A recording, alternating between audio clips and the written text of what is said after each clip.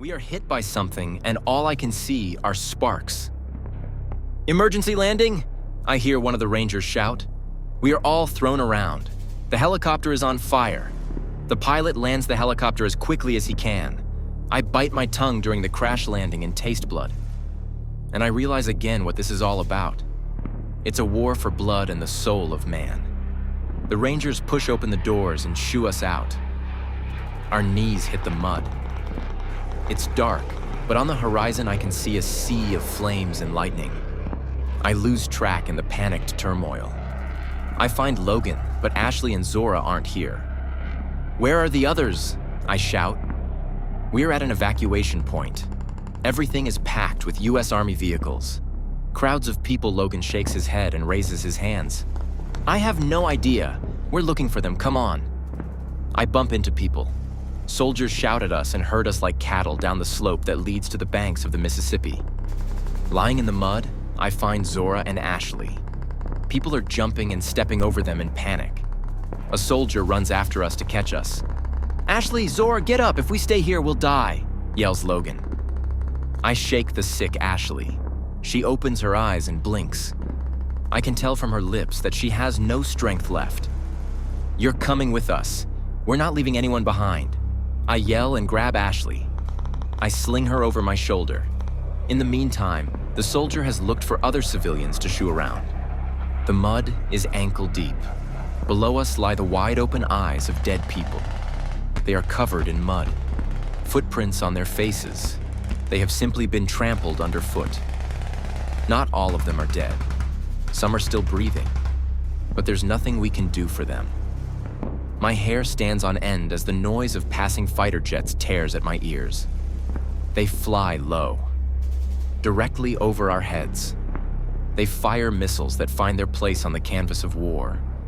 You can't see who they're fighting, just explosions and fire. Jeeps and tanks roll over the mountain at top speed. They position themselves on a hill behind the Mississippi and open fire simultaneously. I cover my ears. There must be 100 tanks all lined up and firing at whatever is rolling towards us behind the hilly slope. Soldiers are herding people away so that the armored units can advance. Helicopters stop above us and shoot their entire arsenal across the sky. Ships dock.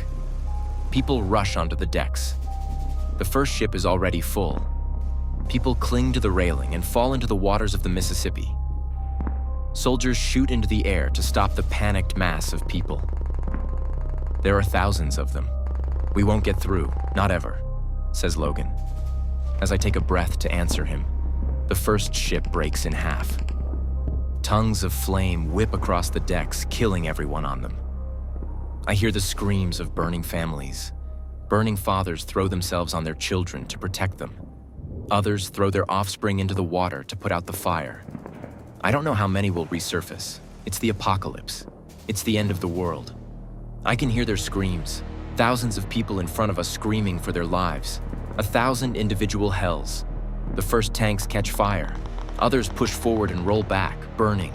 The US Army is in danger of losing the battle. It's getting tight for us. We citizens, our armed forces, our nation, we are cornered and shooting around us, without tactics, without mercy.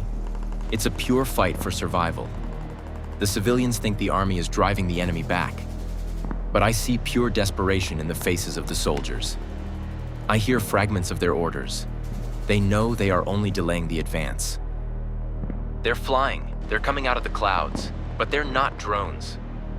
Our bullets are having no effect. Our job is to delay the terrorists' advance so that the civilians have time to flee. And now shoot, shoot. It's like we're not fighting humans anymore. Not even against vampires, but against demons, against fallen angels and gods. The trees behind us bend. Shadows flit between the bushes. It doesn't look good.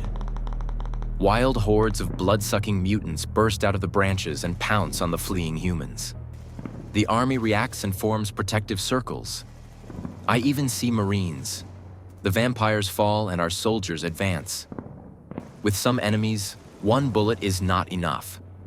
They get up again and sink their teeth into the flesh of the Marines. The bitten men limp.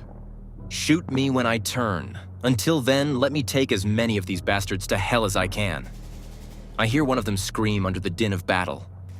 He plunges death-defyingly into the waves of vampires. The onslaught of the unholy hordes never stops. The Terror Militia's snipers have positioned themselves in the forest. The first Marines are shot in the head. Jeeps arrive in support. Machine gun volleys mow down half the forest. We stand between the river and the forest. It's not safe at the water's edge. People are beating themselves to death to be the first on the next boat. At the same time, helicopters land to pick up civilians and fly them out of the area. They fly so low that our jackets flap, and I feel like I'm going to take off myself. They have to fly so low to avoid enemy fire. People cling to the skids and fall to their deaths. The tanks keep firing. I blink the tears from my eyes. The fear is in my bones. We 4 friends have only each other left and remain impassive while the world burns around us. Glowing dots erupt from the cloud of smoke above the hill. A mass of tanks explode at the same time. Then more. Our enemies have everything we have. They drive the same tanks, use the same types of weapons, make use of the Air Force. Everything captured from the Army stocks. White dots float across the front. The light splits.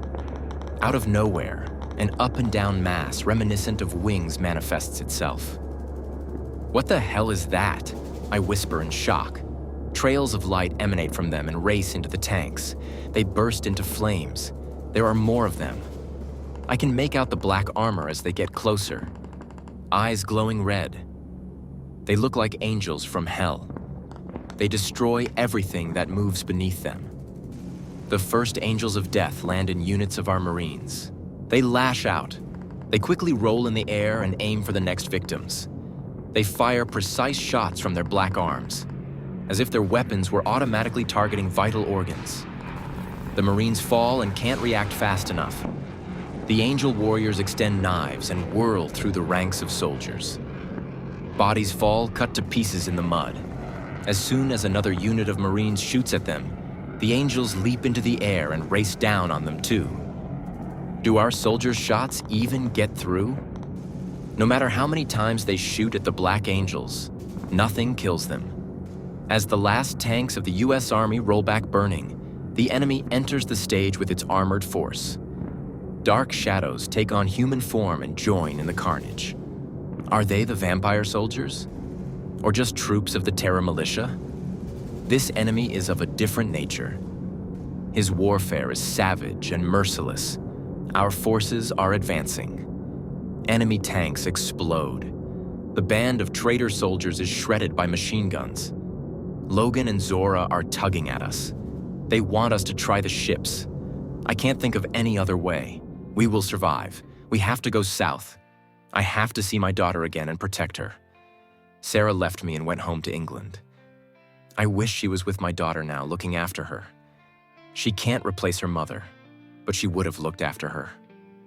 Please, Sarah, find my daughter and protect her. Please take care of her if her mother is dead and I don't make it. Please promise me. I pray in my mind. They got on so well. They were like good friends. Sarah doesn't have to be a surrogate mother. Please just be the shoulder on which my daughter can dry her tears. A demon in black armor lands right at my feet. I fall backwards into the mud with feverish Ashley. The sight of him is out of this world. Golden angel wings also radiate from his back. They retract as if they are made of nothing but light. He takes no notice of us, as if we were nothing but vermin to a god of war. His rifle is fused with his armored arms. He fires precise shots at the soldiers. Every shot is a hit. As a crowd of civilians runs past him, a blade extends from his forearm. He cuts a woman and her child to pieces with one blow and starts shooting again. The woman, severed from the waist down, clings to her decapitated child and screams until the enormous loss of blood silences her. You are not an angel. You are a demon. You are the devil. And the blood of the innocent makes you laugh. Behind a white skull mask, a pair of red eyes stare at me as if the fire of hell were blazing in them. as if it were the masked Satan in armor, burning down God's creation and wanting to be an angel again. He looks at us. I can smell the thirst for blood behind the mask. We stare into each other's souls. The skull sniper and a father who fears for his beloved daughter across the ocean. He takes aim. The barrel of the gun moves between me and Ashley. The devil can't decide which of us he wants to kill first. Gunshots lash him. He staggers. Growling, he grabs his mask and his arm. 2 Marines take him under fire. The bullets penetrate the bracers. Glaring light blinds us as the vampire soldier extends his angel wings. He rises into the air and disappears into the gray cloud front. We run in the other direction, where there is no danger. Soon, we are the only ones I see around us. Behind us, the massacre takes its course. I set Ashley down in the mud and drop myself. My clothes are soaked. I don't recognize our faces. Zora stares at the battle in silent horror. Her eyes gleam glassily. The work of the angels of death is reflected in them. "What kind of beings do this?" she whispers into the smoke-scented wind. Our enemies have not only infiltrated our lands and armies, they bring their own horrors with them. They can fly, almost as fast as our airplanes. They destroy tanks in one fell swoop. They are flying, human tanks that our military is fighting against. More dangerous than any drone. They bathe in the blood of our nation and laugh. Where did they get the technology? What military in the world has flying soldiers? And what sick mind put hologram projectors in them that make them look like angels? Our opponent is truly convinced that he is waging a holy war. He decorates his own troops with symbols and light shows. Nobody was prepared for something like this. No state in the world. No one.